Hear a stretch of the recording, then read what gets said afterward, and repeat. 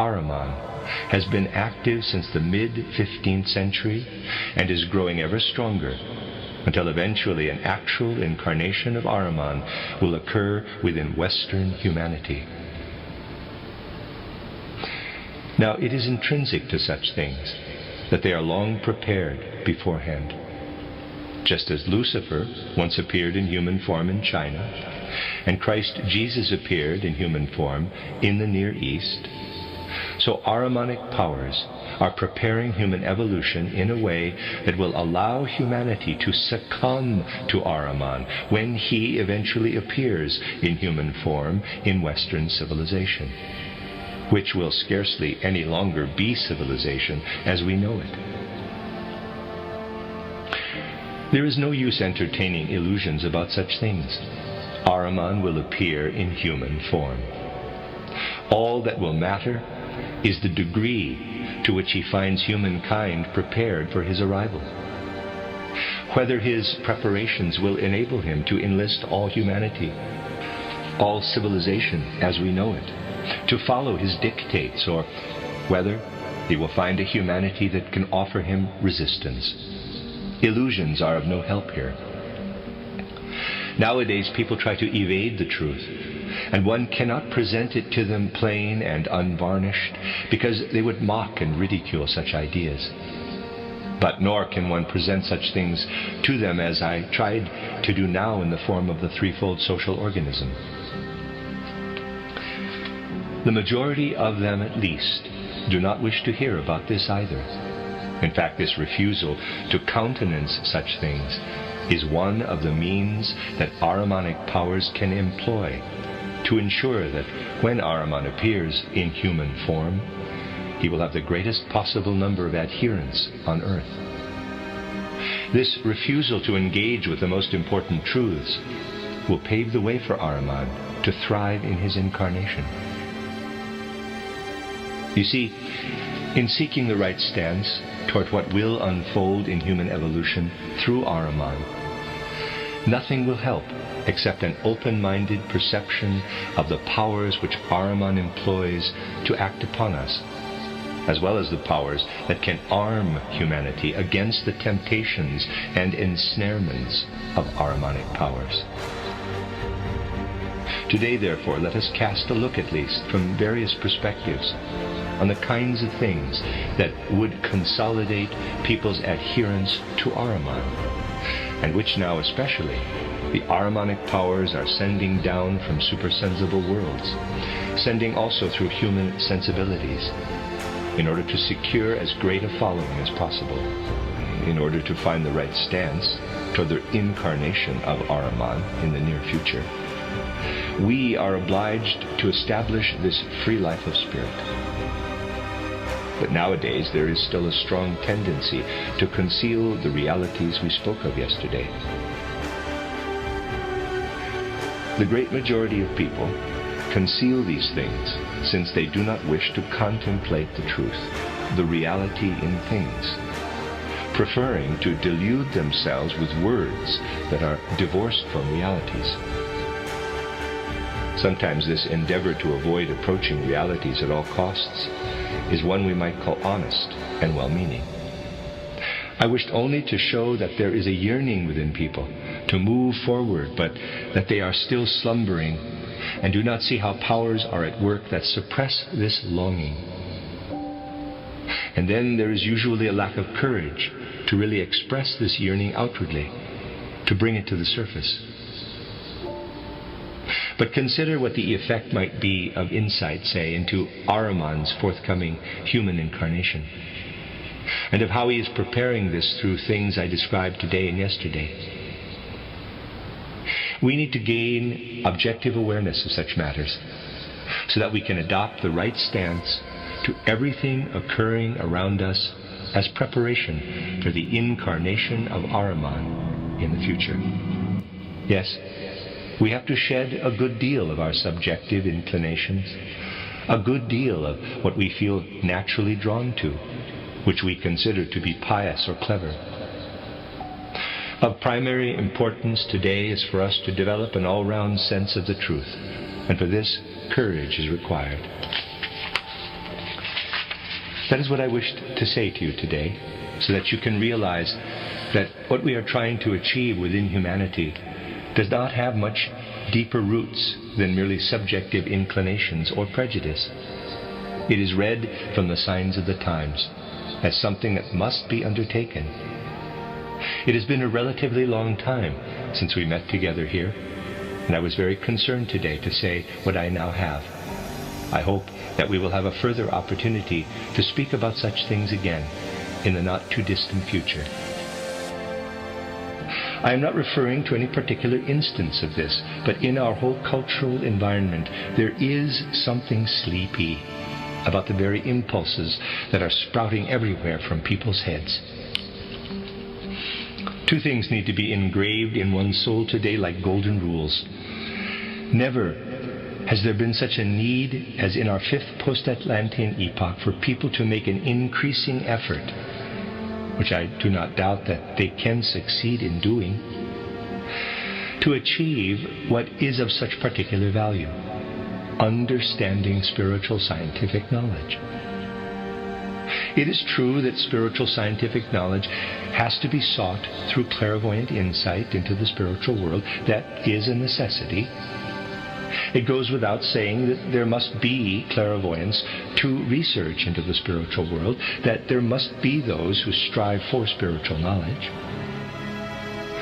Secondly, however, it is of particular importance that people are found who are, by virtue of their intellectual power, able to understand this spiritual scientific knowledge, this knowledge that has been sought in supersensible worlds.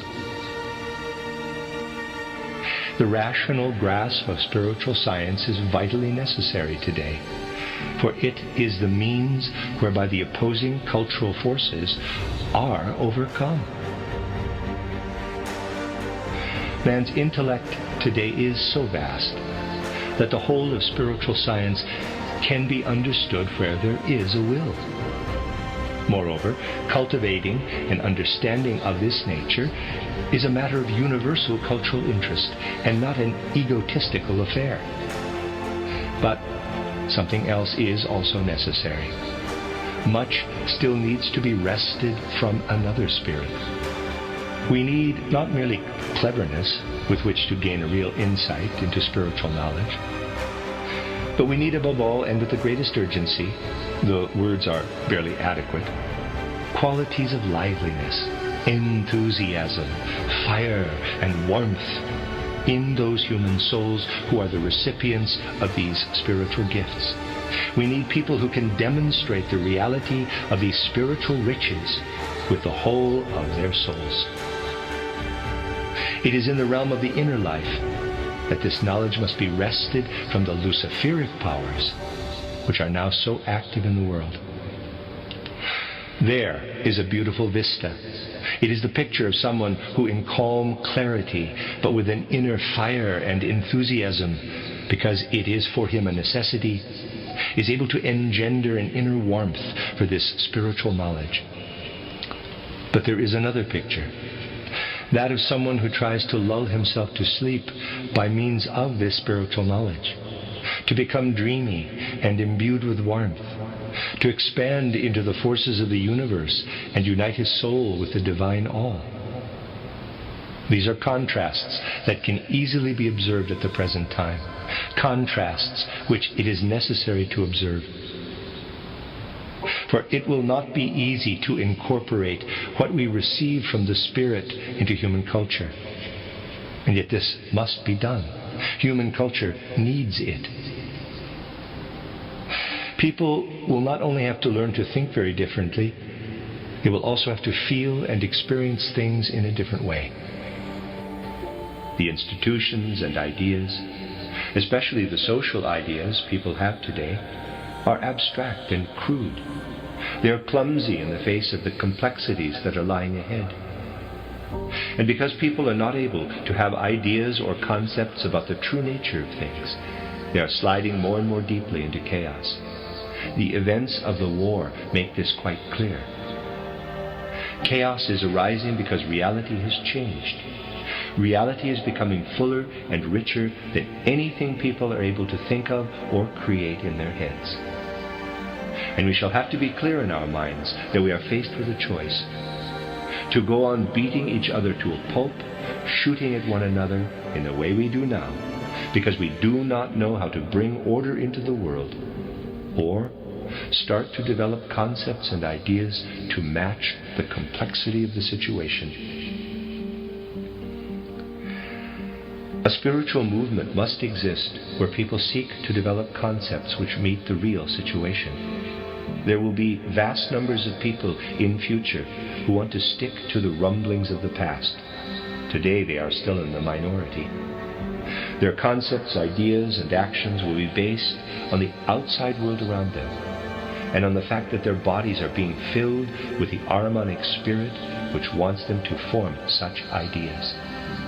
We should not fool ourselves, for we are faced with a quite specific movement. At the Council of Constantinople it was decreed that the spirit did not exist. It was dogmatically stated that the human being consisted only of body and soul, and it was heresy to speak of a human spirit. In the same way, attempts will be made to decree the soul, the inner life, as non-existent. The time will come, and it may not be far off, when quite different tendencies will come up at a congress like the one held in 1912, and people will say, it is pathological for people to even think in terms of spirit and soul. Sound, in quotes, people will speak of nothing but the body. It will be considered a sign of illness for anyone to arrive at the idea of any such thing as a spirit or a soul. People who think like that will be considered to be sick, and you can be quite sure of it, a medicine will be found for this. At Constantinople, the spirit was made non-existent. The soul will be made non-existent with the aid of a drug. Taking a, quote, sound point of view, close quote, people will invent a vaccine to influence the organism as early as possible, preferably as soon as it is born, so that this human body never even gets the idea that there is a soul and a spirit. The two philosophies of life will be in complete opposition. One movement will need to reflect how concepts and ideas may be developed to meet the reality of soul and spirit. The others, the heirs of modern materialism, will look for the vaccine to make the body, in quotes, healthy.